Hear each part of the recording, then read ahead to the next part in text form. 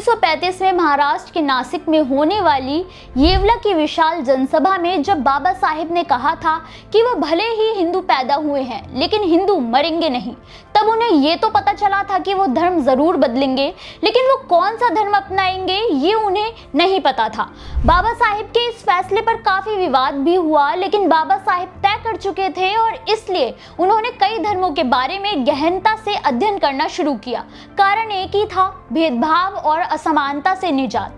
बाबा साहेब ने इस्लाम, ईसाई, सिख, पारसी और जैन धर्म के बारे में अध्ययन कर लिया था, लेकिन अब शुरू हुई उनकी बौद्ध धर्म को लेकर यात्रा। इस एक अध्ययन के लिए बाबा साहेब कई देशों में गए जहां बौद्ध धर्म को सर्वोपरि माना गया। इस दौरान ही बाबा साहेब ने अपनी किताब बुद्धा एंड हिज धम्म लिखनी शुरू की थी।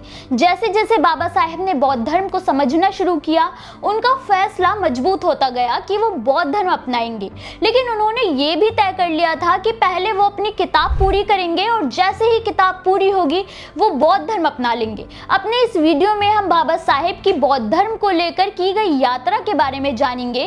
कैसी थी बाबा साहेब की यात्रा। नमस्कार, मेरा नाम है मोहिनी और आप देख रहे हैं भीमसेना। भारत एक धर्मनिरपेक्ष देश है और यहाँ सभी धर्मों को अपनी इच्छा अनुसार मानने की आज़ादी है, लेकिन बाबा साहेब ने गौर किया कि बौद्ध धर्म, जो कि भारत के पड़ोसी देशों में काफ़ी फल फूल रहा है, लेकिन भारत की धरती से ही निकले बौद्ध धर्म को भारत में इतना नेग्लेक्ट क्यों किया गया। और बाबा साहेब ने शुरू की बौद्ध धर्म पर रिसर्च। ये वक्त था साल 1950 का, देश आज़ाद हो चुका था और बाबा साहेब देश को एक मजबूत संविधान दे चुके थे। अब बारी थी उनकी उस यात्रा की जिसका इंतजार वो सालों से कर रहे थे। पहले ही सभी धर्मों की अच्छाइयों के साथ साथ कमियों को भी देख चुके थे।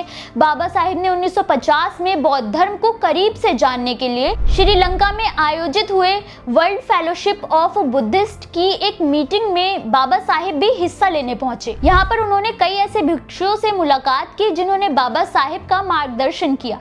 बाबा साहेब वापस लौटे, जहाँ पुणे के एक बौद्ध विहार में वो गए थे। वहाँ बौद्ध धर्म के बारे में जानने के बाद उन्होंने ऐलान किया था कि वो बौद्ध धर्म को लेकर किताब लिखेंगे। इतना ही नहीं, जुलाई 1951 में बाबा साहेब ने भारतीय बौद्ध जनसंघ यानी कि इंडियन बुद्धिस्ट पीपल्स ऑर्गेनाइजेशन का गठन किया था, जिसका नाम मई 1925 में बदलकर भारतीय बौद्ध महासभा यानी कि बौद्ध सोसाइटी ऑफ इंडिया रख दिया गया था।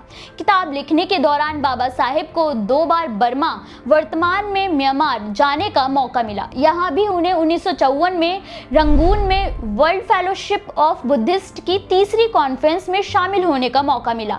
इतना ही नहीं, बाबा साहेब नेपाल में बुद्ध के जन्म स्थान को देखने गए। साथ ही वो ऐसी दलित बस्ती में भी गए जहां पूरे दलित समाज ने बौद्ध धर्म अपना लिया और वो जातिगत भेदभाव से मुक्त हो गए थे, जिसने बाबा साहेब को और ज्यादा प्रेरित किया बौद्ध धर्म को अपनाने के लिए। धीरे धीरे जैसे अंबेडकर ने बुद्ध को जाना, उनकी दृष्टि में बुद्ध भगवान नहीं बल्कि एक समाज सुधारक थे जिन्होंने मानवता को आगे रखा। किसी भी तरह की कुरीतियों से बुद्ध की शिक्षाएं आधुनिक और वैज्ञानिक युग के लिए बेहद महत्वपूर्ण मानी गई। अंबेडकर ने माना कि बुद्ध के विचार उत्पीड़ित लोगों को उनकी पीड़ा से मुक्ति देने का मार्ग है और साथ ही समतावादी समाज के लिए एक प्रकाशमय मार्ग निर्धारित करते हैं। हालांकि 1956 में ये किताब पूरी हो गई और बाबा साहेब ने तय कर लिया कि वो बौद्ध धर्म ही अपनाएंगे, जिसके लिए वो 14 अक्टूबर 1956 को नागपुर में विशाल जनसभा में जमा हुए और उनके साथ चलने वाले कई 5 लाख दलितों और पिछड़ों ने भी बौद्ध धर्म अपना लिया था। ये पूरे इतिहास में सबसे अधिक मात्रा में एक साथ धर्म परिवर्तन करने का पहला मौका था जो इतिहास के पन्नों में दर्ज हो गया। इस दिन दशहरा था, लेकिन आज इस दिन को धम्मचक्र परिवर्तन दिवस के रूप में मनाया जाता है। बाबा साहेब के इस एक कदम ने भारत में फिर से बौद्ध धर्म को जागृत कर दिया था। बाबा साहेब ने सभी धर्मों के लिए भारत में रिसर्च की थी, लेकिन बौद्ध धर्म के बारे में जानने के लिए उन्हें दूसरे देश जाना पड़ा, जिसका कारण कहीं ना कहीं बौद्ध धर्म की अवहेलना ही होगी। हालांकि बाबा साहेब ज्यादा समय तक बौद्ध बनकर नहीं जी सके। 6 दिसंबर 1956 को उनका निधन हो गया था, लेकिन बाबा साहेब ने अपना वादा जरूर निभाया। उन्होंने कहा था कि वो हिंदू नहीं मरेंगे और वो हिंदू बनकर नहीं बल्कि बौद्ध बनकर मरे।